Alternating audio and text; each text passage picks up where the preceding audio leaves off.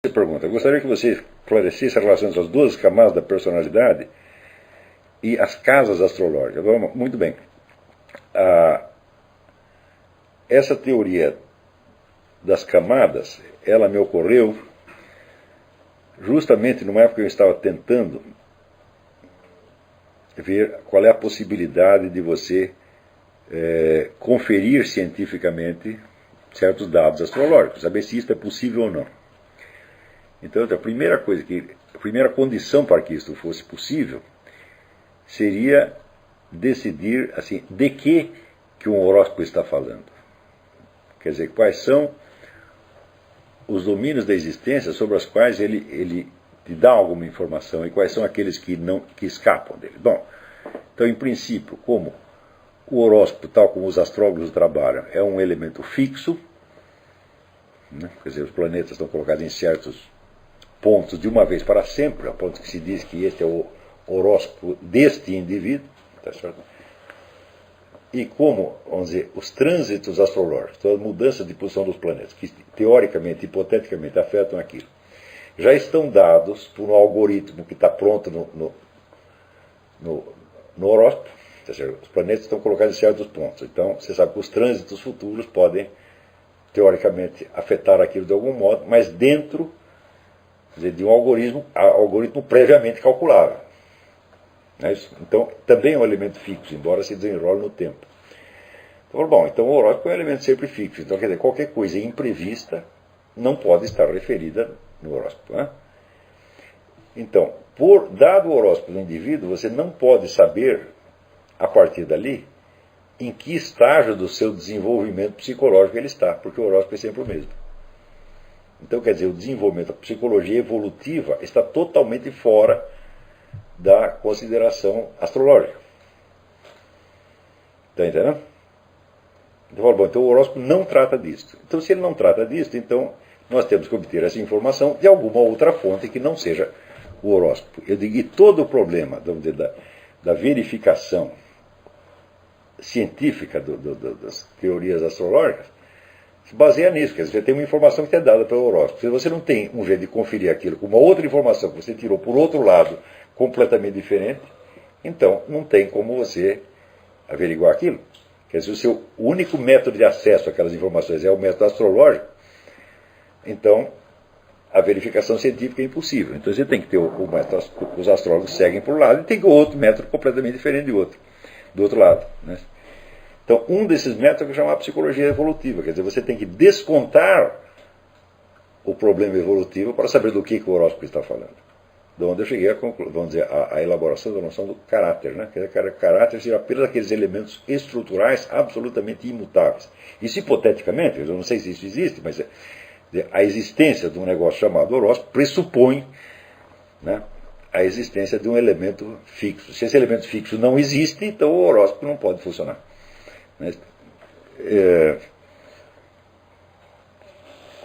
Então eu criei essa teoria das camadas justamente para isolar os elementos evolutivos. Quer dizer, existe uma relação, mas é uma relação negativa.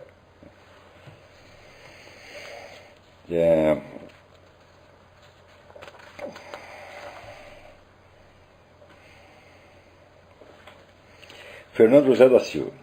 Ele pergunta: como diferenciar uma decisão positiva, por exemplo, de um governante, das iniciativas revolucionárias que pretendem controlar arbitrariamente o curso da história? Bom, você tem um critério imediato, quer dizer, qual é o prazo da ação e em que tempo a ação deve mostrar os seus resultados. Não é isso? Se os resultados da ação do indivíduo estão dentro de um prazo relativamente controlável por ele, tá certo? Então, é claro que esta ação está limitada à esfera daquilo que ele realmente pode determinar até certo ponto. Não é isso? Então, por exemplo, eu estou empreendendo este curso. Imagino que, se houver uma nova camada intelectual pronta, capacitada no Brasil dentro de X tempo, então talvez o curso das coisas venha a melhorar. Mas eu não tenho controle sobre o curso das coisas. Também não tenho controle sobre a formação da intelectualidade. O máximo que eu posso fazer é dar os elementos para que ela se forme. Então, isso está sob o meu controle. Tá certo? Dali para dentro, falo, bom, Depende do freguês, depende da vontade de Deus, depende de uma série de fatores que estão completamente além do meu controle. Quando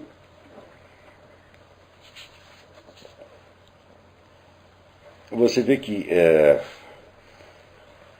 Ronald Reagan, por exemplo, quando ele convida o Gorbachev a derrubar o muro de Berlim, então, é claro, tem consequências imediatas da derrubada do muro de Berlim, que são perfeitamente controláveis. Por exemplo, se você derruba o muro, uma pá de gente vai fugir da Alemanha Oriental para a Alemanha Ocidental e procurar novas oportunidades de vida. Então, derrubar o muro é destruir a Alemanha Oriental, é reintegrá-la. Isso é controlável e isso foi feito.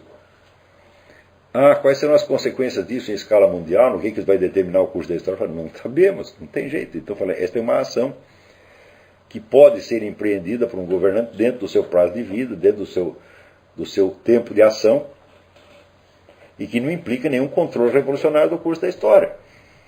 Na verdade, se você for ver, a limitação das ações políticas a esta esfera de acontecimentos controláveis é a base da democracia mesmo. Porque se você troca de governo de 4 em 4 anos ou de 5 em 5 anos, você está supondo que o governante vai fazer algo dentro do seu prazo de gestão. E que ele não vai fazer coisas cujas consequências não possam ser controladas de algum modo. Por isso, um governante democrático ele não pode mudar a estrutura, a ordem política do seu país. Ele tem que agir dentro de uma ordem que permanece fixa para que o próximo governo possa eventualmente corrigir os seus erros. Mas se ele destruir o próprio sistema, então acabou. O governo seguinte não tem mais controle sobre o que está acontecendo. Então, a abdicação do projeto revolucionário é a condição número 1 para que qualquer proposta governamental possa ser aceita dentro de um regime tido como democrático, liberal-democrático, um Estado de Direito. E qualquer Estado de Direito é baseado na possibilidade de você controlar as ações do governo para que ele não passe de um certo limite. E o primeiro desses limites é o limite temporal. Quer dizer, você não pode, fazer coisas hoje prometendo que elas vão desencadear um efeito benéfico dentro de 200 anos, porque ninguém vai estar lá. Nem o autor da ação, nem os seus supostos beneficiários estarão vivos para poder controlar e ver se a coisa deu certo ou não. Então, essa limitação da esfera de ação humana, eu acho que é uma exigência moral absolutamente incontornável. Você só tem o direito de envolver as pessoas em ações cujos efeitos elas possam controlar de alguma maneira. Senão você está passando por cima delas. Sobretudo se, parte do seu plano permanece secreto.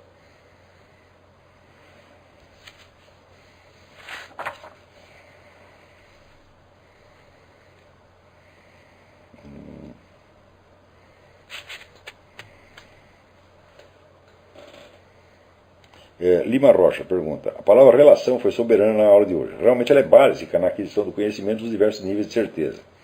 Na verdade, a história humana se estrutura em um conjunto de relações que não conseguimos abarcar, apenas perceber alguma coisa. Acredito que essas relações e seus fins só Deus conhece. Mas, quanto mais nossa relação com Deus for sincera e verdadeira, poderemos ser alguns simulacros do processo histórico, pelo menos quanto ao fim, seremos julgados, pensamentos, atos e omissões. Afinal, nossa história não se fundamenta na relação entre Deus, eu e o mundo, pois, como diz o apóstolo, que adianta o homem ganhar o mundo inteiro se vier perder sua alma. Muito bem. É claro que o problema central da vida cristã é a alma e não o mundo, e muito menos a sociedade. Por isso que eu sou contra a ideia da sociedade cristã. Eu digo, você pretende salvar a alma da sociedade? Tem alguma sociedade que está no céu ou no inferno? Eu falo, acho que não tem nenhuma. O que tem são pessoas. Tá certo? Então, mais ainda nós vimos em aulas anteriores que, na perspectiva da imortalidade, uma única alma é mais vasta do que o processo histórico inteiro. Tá certo? Então, na verdade, o que nós chamamos de processo histórico não é senão uma representação subjetiva que certas almas, certos indivíduos fizeram. Então, se pegamos o que é a filosofia da história de Santo Agostinho, ou de Karl Marx, etc., é algo que Santo Agostinho pensou, que Karl Marx pensou. Não é o processo histórico na sua materialidade, o qual é inabarcável por nós. Tá certo? Então, veja, a ideia de que existe um Deus transcendente e que ele atua sobre a história, que ele conduz o processo, é a origem mesmo de todas as teorias que tentaram descrever o processo histórico, só que elas tiram Deus e dizem, bom, muito bem, então se tem um Deus controlado, se existe uma racionalidade por trás de tudo, que é uma racionalidade divina, então eu posso ter acesso a essa racionalidade e eu posso saber o que está acontecendo. Eu digo, olha, o ser humano pode captar a racionalidade da ação divina ex post facto, quer dizer, depois que os fatos aconteceram, você absorve então a linha de coerência que existe por trás daquilo, né, o significado simbólico, etc, etc. Você consegue fazer isso ex post facto e que só consegue fazer com certos processos parcelares, não com o conjunto. Tá certo? Então, Deus é a garantia última da nossa racionalidade. O que significa? A nossa racionalidade é sempre incompleta e parcial. Tá certo? E eu digo, para que precisaríamos de mais do que isso? Se a nossa vida é temporária, se a nossa capacidade de ação é limitada, para que precisaríamos de uma razão ilimitada, capaz de saber tudo? Para que serviria o conhecimento, né, infinito num ser finito? Não faz sentido. Quer dizer, a verdadeira racionalidade está na adequação entre a alma e a situação real. Só a adequação. Não no domínio que ela exerce, não no controle. É mais ou menos como você dançar, é? Você tem que estar adequado aos gestos que o seu parceiro está fazendo. Você não precisa dominar. Não são os seus gestos que farão a pessoa responder com outros gestos. Existe uma harmonia. Do mesmo modo também existe uma harmonia, uma adequação entre nós e a realidade, entre nós e o mundo, etc, etc, e entre nós e Deus. É apenas uma adequação. E note bem, Deus jamais exigiu que essa adequação fosse perfeita. Isso é uma coisa que sempre me chama a atenção. Na Bíblia, Deus considerou perfeitos vários homens que nós, lendo a vida deles, nós os consideramos muito imperfeitos. Né? Aquela ideia de Abraão de oferecer a mulher dele para o outro, para escapar da encrenca, de, bom, quem vai dizer que isso é um treco decente? Então, Abraão fez isso e, no entanto, Deus o considerou perfeito. E tem vários outros, né? O rei Davi. Então isso quer dizer que o conceito divino da perfeição humana é muito relativo e muito modesto. Não é isto? E eu acho, bom, eu não sou ninguém não sou autoridade nessa matéria, não sou a pessoa adequada para isso, mas eu acho que o que Deus exige de nós é muito pouco. É só um elemento constante, né? Que você o busque, o desejo, é que você queira que Ele te diga o que fazer. Eu acho que é só isso. Eu não acho que podemos ter mais nada do que isso. Então a nossa posição é sempre o de alguém que conhece a sua natureza corrompida, conhece o seu erro estrutural, por assim dizer, sabe que a perfeição está fora da sua perspectiva e que espera, vamos dizer, o perdão divino. Eu acho que isso é o máximo que nós podemos esperar. Mais do que isso. Agora, você vê aqui, porque eu vivi aqui nos Estados Unidos, eu vi que aqui o pessoal tem muita expectativa da perfeição quantitativa. Eles esperam assim que todo mundo esteja vivendo na graça e de vez em quando tem um que cai no pecado, todo mundo cai de pau nele. Né? E eu acho que é o contrário, eu acho que está todo mundo vivendo no pecado, está na bagunça, está na confusão, está na perdição, e a gente está tentando levantar uns aos outros, porque todos caindo. Felizmente não caímos todos ao mesmo tempo, então ajuda a levantar o outro. A minha perspectiva é muito mais modesta do que isso. Tá certo? Então,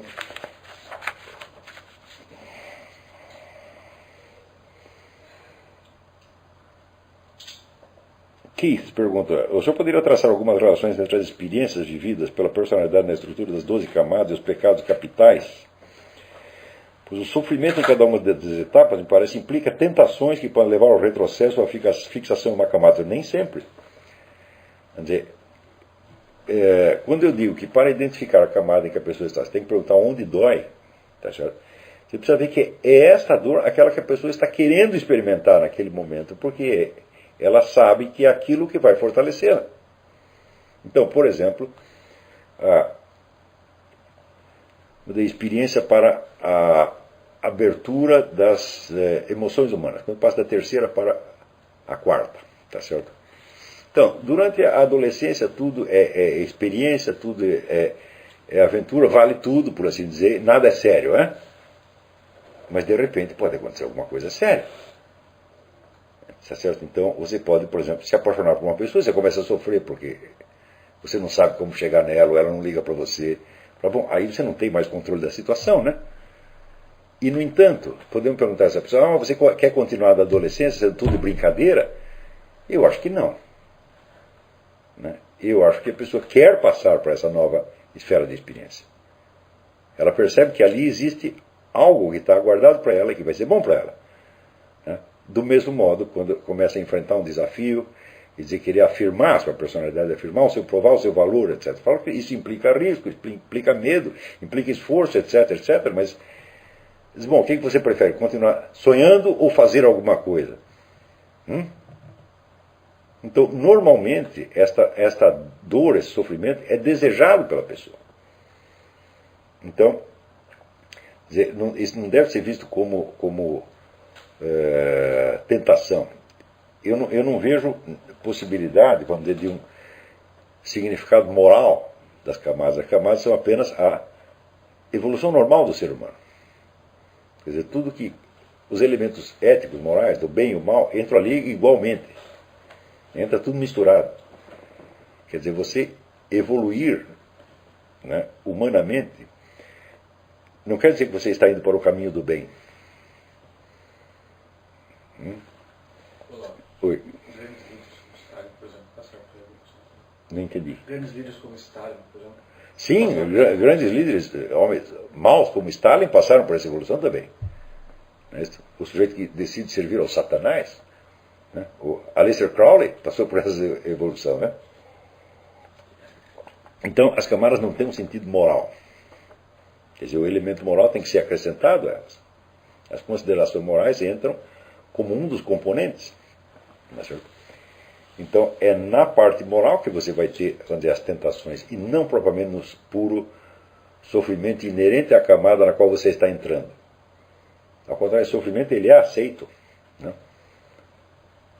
Então, vamos dizer, o indivíduo que tem uma habilidade, um domínio técnico, sabe se virar na sociedade, sabe o que fazer, e a partir dali ele começa, vamos dizer, a aceitar a ideia de direitos e deveres, da confrontação, da justiça, o problema da justiça. E claro que isso vai dar trabalho, vai dar sofrimento para ele. Né? Porque agora já não basta mais a habilidade dele, camada 6. Ele vai precisar contar com outro elemento. Mas ele vai desistir disso, falar, não, quero esquecer todos os direitos e deveres, voltar só para o exercício das minhas habilidades que tanto me favoreciam. Acho que se a pessoa chegou até ela, não quer voltar atrás. Na verdade, eu acredito que não existe voltar atrás. Né? O que existe é a fixação numa camada. Sobretudo quando essa fixação por exemplo, forçada pela própria sociedade. Quando existe uma cobrança nesse sentido. Né? Por exemplo, eu acho que a conquista da habilidade na luta pela vida não é um elemento que está muito presente na vida brasileira. Ao contrário, que as pessoas buscam uma posição na qual elas não precisam ter habilidade. Né? Por exemplo, o que é uma sinecura? Sinecura é um emprego no qual você não precisa fazer nada e você jamais precisa provar sua capacidade. Então, a pessoa quer se libertar daquele desafio da camada seguinte. Fala, não, eu não quero pensar nisso. Então, de certo modo, é uma sociedade feita para que as pessoas permaneçam, né, numa espécie de pós-adolescência e não passem daí. Agora, por exemplo, a coisa de camada 7ª, você vê que aqui nos Estados Unidos é uma coisa presente o tempo todo. Existe uma pressão para que você raciocine em termos de direitos e deveres. É até um negócio exagerado. Você aqui, para você puxar um cigarro e acender, você tem que ter preocupações morais enormes. Fala, será que vai incomodar tal pessoa? Será que cada palavra que você vai dizer, você tem que pensar se vai ferir aquele, se naquele ambiente aquilo pega, se não pega. Né? Então, a consciência de direitos e deveres é muito aguda e as pessoas não estão fugindo disso. Ninguém está fugindo disso. Elas querem isso. Mas, claro, cada um vai ter a sua própria concepção de direitos e deveres. Tá certo? E muitas coisas que a um parecem muito importantes, para o outro parece uma bobagem. Tá certo?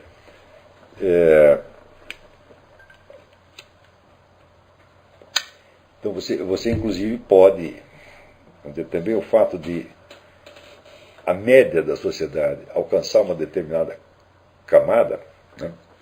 Bom, é muito bom para a evolução pessoal dela, mas quais são as consequências que isso tem para a sociedade em geral? Eu acho que essa consciência exasperada de direitos e deveres que o americano tem cria às vezes uma paralisia, ele não consegue agir,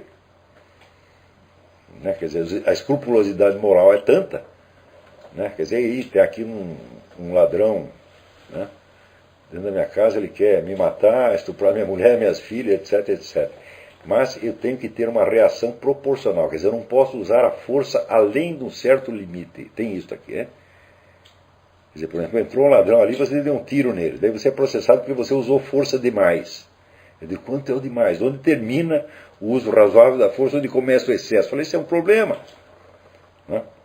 E tem muita gente aqui que prefere se deixar assaltar para não usar força demais. O sujeito está batendo e você fala, bom, eu devia dar uma porrada nele, mas quanto de porrada eu devo dar? Né? Como é que eu vou saber se amanhã eu bato nele, amanhã ele me processa porque eu usei força demais? Ele me deu 15 porradas, eu quero dar uma nele, mas de repente a minha porrada é mais forte, ele vai se queixar de que eu bati demais nele. Né? Então, eu acho que aqui na sociedade americana você vê às vezes uma paralisia, né, na esfera das decisões por causa desta coisa. Isso aqui é um país de camada 7. Todo mundo está na camada 7. E a presença de tantas pessoas na camada 7 impede que algumas cheguem a 8 e a 9. Né? Você tem inibição de personalizar um pouco mais a sua compreensão das coisas. Por quê? Porque ele pode violar direitos e deveres. Ele pode fazer alguma coisa inconveniente. Né? O senso da gafe aqui é um negócio absolutamente obsessivo. O sujeito fala uma palavra a mais, no dia seguinte todos os jornais perguntam assim, será que ele cruzou a linha, ele passou da linha? Né? Então, não quer dizer, vamos dizer, que a evolução de todas as pessoas seja muito bom para a sociedade, nós não sabemos isso.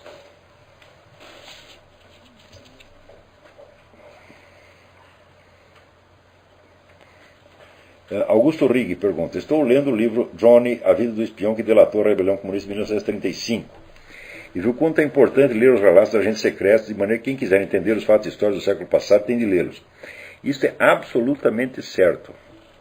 Quer dizer, livros de memória que o sujeito escreve quando está velho e já não tem muito o que esconder, são uma fonte imprescindível. Você aprende muito mais lendo um livro desse do que você lendo o jornal durante 50 anos. Em determinado momento, o ex-agente faz um relato muito interessante sobre a sua formação no Exército Vermelho. Lá ele estudou história, política, economia, além das disciplinas militares. Naquele treinamento, toda a faculdade humana era usada como instrumento para o crescimento do Estado soviético, para um fim bem abrangente e determinado. E o relato chega a ser bem sedutor. Daí comecei a comparar o relato com a vida fragmentada que levamos, usando determinadas crenças para o trabalho, outros para o lazer, outros para o estudo, etc. De modo que não enxergamos um fim unificante em todos os momentos da nossa vida. Falei, bom, uma das vantagens de você viver numa sociedade totalitária é que tudo serve a um único fim e você tem uma única explicação para tudo e um único critério de julgamento para tudo. Tá certo? Só que esta finalidade única não tem a universalidade que pretende, frequentemente vai contra a estrutura da realidade e só serve para destruir as pessoas. Né? Aquele relato também me serviu para afirmar a importância do necrológio, quando estabelecemos um fim para a nossa vida. Né? Perfeitamente. Você veja, se você está numa sociedade totalitária, eles te dão um sentido da vida pronto. Qual é o sentido da vida? Trabalhar pela glória do comunismo, pela glória do Estado soviético, pela glória do Estado chinês, pela glória do Estado cubano, e ponto. Ninguém tem que buscar o sentido da vida. Eles calçam o sentido da vida em você como se calçasse um sapato número 39 em todo mundo, tá entendendo? Seu pé é 44, ou pode ser 32, vai ser esse aqui, 39. Então é claro que isso é um falseamento do sentido da vida. Isso é um falso sentido da vida. Tá certo? E muitos movimentos, ou políticos, ou culturais, estão fazendo isso, estão forjando um falso sentido da vida. Então, muito bem. Então, eu acho que hoje nós já fomos longe demais, já está tarde aí. Então, hoje vamos parar. Até a semana que vem. Muito obrigado.